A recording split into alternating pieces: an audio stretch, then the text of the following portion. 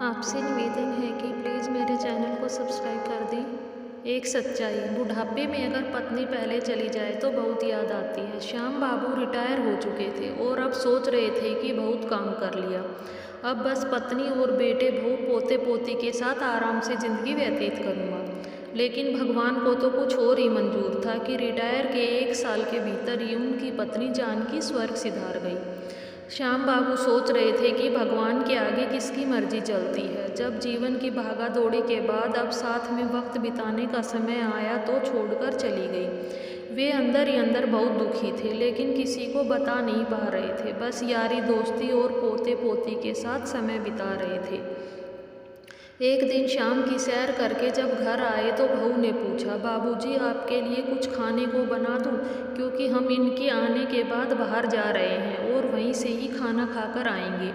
बाबूजी सोच रहे थे कि जब जानकी थी तो जब हर महीने मेरी तनख्वाह आती थी तो सभी को खाना खिलाने बाहर ले जाती थी ताकि बच्चों को अच्छा लगे, और आज मेरी खुशी का कोई मोल नहीं है क्योंकि आज जानकी जो नहीं है। बस अपने मन के विचारों को रोकते हुए बोले बहू से, बेटा 2 रोटियां ही बना दे, दूध के साथ मोड़ कर खा लूँगा। तभी बहू बोली, बाबूजी सुबह की 2 रोटियां बची हुई रखी हैं, वही खा लेना। श्याम बाबू कुछ सोच कर बोले, बेटा बासी रोटी से गैस बनेगी, अगर कोई तकलीफ ना हो तो 2 गरम ही बना दे।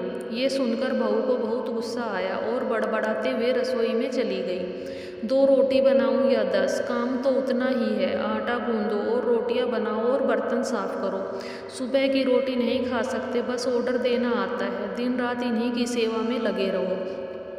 श्याम बाबू के कानों में ये बातें मंद मंद पड़ रही थी और सोच रहे थे कि 2 रोटियां बनाने में इतनी परेशानी, कौन से मैंने पकवान मांग लिए। ये सुनकर गुस्सा आया, लेकिन किस पर गुस्सा दिखाऊं? जिस पर गुस्सा करने का हक था वह तो चली गई। आज तो जानकी की बहुत याद आ रही है। उसके होते हुए तो कभी ये बातें सुनने को नहीं मिली। जब एक चीज़ मांगता था तो 10 चीज़ें लाकर रख देती थी। श्याम बाबू को बहू की बातें सुनकर बुरा लगा और कहा, बेटा रहने दे, बासी रोटी ही खा लूँगा, वैसे भी तो दूध में मोड़ कर ही खानी है। बस ये सुनकर तो बहू ऐसे खुश हो गई और बोली, बाबूजी चाय बना दूँ? अपनी चाय पीने की इच्छा को मारते हुए बोले, नहीं बेटा, इतनी कोई इच्छा तो नहीं है। अगर अपने लिए बना रही है तो बना देना। तभी बहू बोलती है, हाँ बाबूजी अपने लिए ही बना रही थी। ऐसे बोलकर चाय बनाने चली गई। अब श्याम बाबू सोच रहे थे कि अभी तो सारी जायदाद मेरे नाम ही है और घर भी मेरे नाम है, तब भी 2 रोटी और चाय के लिए तरसना पड़ रहा है। उन बुजुर्गों का क्या होता होगा जिनके पास कोई संपत्ति नहीं होती। जानकी के होते हुए तो मुझे कुछ बोलना ही नहीं पड़ता था, अपने आप ही मेरा ध्यान रखती थी। हाँ, बस कमाना और आर्थिक जिम्मेदारी मेरी थी, बाकी वह कैसे घर चलाती थी पता ही नहीं चलने देती थी। मैं भी जानकी से सच्चे दिल से प्यार करता था, लेकिन कभी जता ही नहीं पाया। जीवन की भागा दौड़ में उसकी बहुत सारी इच्छाएं भी पूरी नहीं कर पाया। वह ताजमहल देखना चाहती थी, लेकिन ये यात्रा हर बार अगले साल पर टल जाती थी और घर बाहर की जिम्मेदारियों को संभालते संभालते कब उसकी इच्छा उसके साथ ही चली गई पता ही नहीं चला। सोचते सोचते पोते पोती उठकर आ गए और बोले, दादाजी पार्क में घूमने चलो। बस यही वो निस्वार्थ पल थे जिसमें वे अपना दुख दर्द भूल जाते थे। कुछ बच्चों को बोल पाते उससे पहले ही बहू बोल पड़ी, छोड़ो दादाजी को, जल्दी से आओ, तैयार कर दूँ, बाहर घूमने चलेंगे, पापा आते ही होंगे। ये सुनते ही बच्चे दादाजी को छोड़कर माँ के पास चले गए।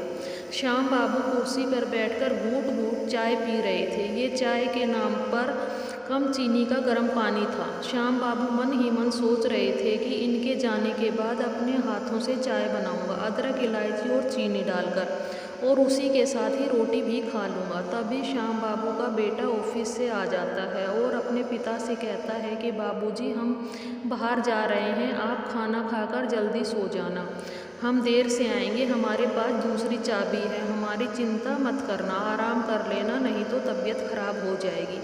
बेटे को ऐसा बोलते देख श्याम बाबू सोचने लगे, ऐसे बोल रहा है जैसे मेरी बहुत चिंता करता है।